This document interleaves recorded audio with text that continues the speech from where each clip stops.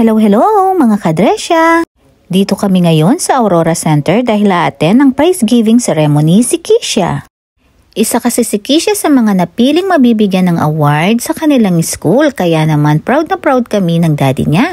At ito ay ang prize giving Confucius Institute of the University of Canterbury. At nagkaroon ng Chinese language learning. O diba ang galing ni Kisha? At dito ay nagsimula na nga ang programa. And parents, Fiona, good evening. 大家晚上好。你好. I'm so excited about this event. I'm always excited about them because I love to hear the achievements of you all as you've been on your Chinese language and culture.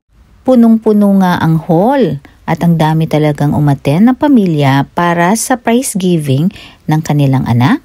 At bawat isa sa amin ay may number at meron kasing raffle draw. And we got number 974. Please check your number.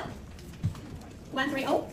At yung mga nanalo ay binibigyan nila ng maliit na stuffed toy na panda. Okay. At hayan na nga, at tinawag na si Kisha para ibigay na ang kanyang award. Congratulations.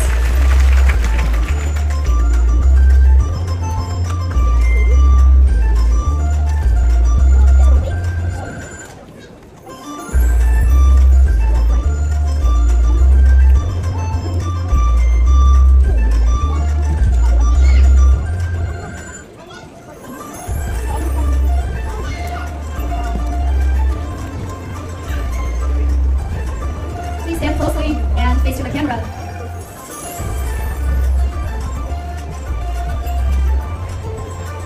Thank you.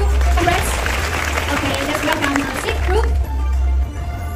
Congratulations anak, katanggalin mo naman at nakuha mo ang award na yan. At nagkaroon din ng mga intermission number ang mga Chinese para mapakita nila ang kultura nila.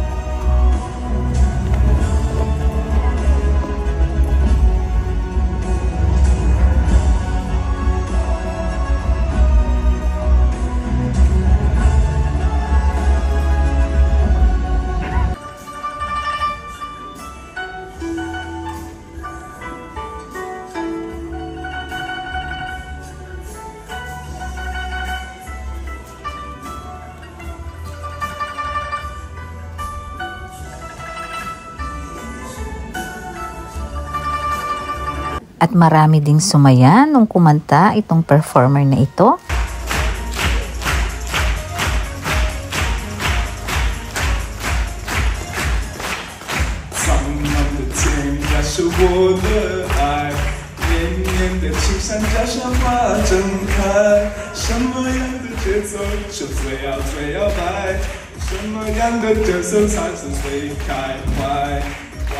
At pagkatapos nga ay nagkaroon ng group photo ang lahat ng awardees kasama ang mga teachers at mga guests. Face.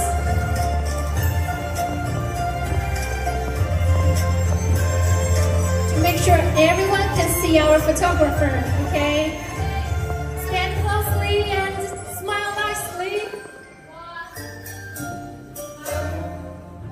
Ang ganda rin pala ng token na binigay sa inyo. Chinese lampshade siya na may pen holder. Good job, anak! And we are always proud of you, Kisha!